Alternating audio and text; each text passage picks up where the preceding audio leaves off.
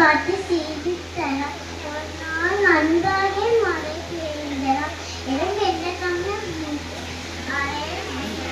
ஜாலியாக சேர்த்து வைத்த ஒன்றை சாப்பிட்டு கொண்டிருந்தார்.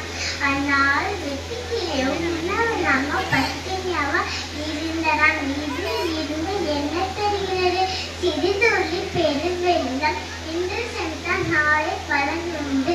இதுவே English mighty ocean. Thank you. Little drops makes a mighty ocean. சிறு துளியும் பெருவெள்ளம் ஆகலாம். நல்ல ஒரு கருத்து. Thank you Aaradhya.